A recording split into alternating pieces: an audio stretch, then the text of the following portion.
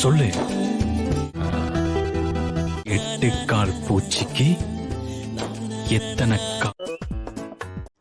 விஜயும் காவேரியும் வாக்கிங் நடந்து போயிட்டு வராங்க. நடந்து போயிட்டு வந்துட்டு விஜய்க்கு கால் ரொம்ப வலிக்குது அப்படின்னு சொல்லி உட்காந்துக்கிறாங்க. காவேரி வந்து அதுக்கு சொல்கிறாங்க, நாங்களாம் ஸ்கூலுக்காக நடந்து போயிட்டு வருவோம், ஆனால் நீங்கள் இதுக்காக நடந்து சாதாரண வாக்கிங் போனதுக்கு இப்படி டயர்ட் ஆகிட்டீங்களே பாஸ் அப்படிங்கிற மாதிரி சொல்லிட்டு காவேரி சொல்கிறாங்க.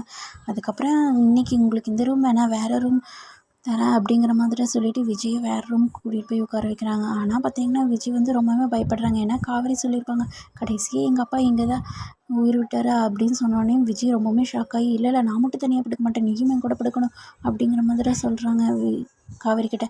காவேரி என்ன பாஸ் பயந்துட்டீங்களா அப்படின்னு சொல்லி கேட்குறாங்க. பின்ன உங்கள் அப்பா என்ன ஏதாவது பண்ணிட்டாருன்னா என்ன பண்ணுறது, நீ என் கூட தான் இருக்கணுங்கிற மாதிரி சொல்கிறாங்க. வேறு வழி இல்லாமல் காவேரி விஜய் கூடயே படுத்துங்கிறாங்க. இந்த மாதிரி எனக்கு அனுப்ப முடியுது ஃப்ரெண்ட்ஸ்.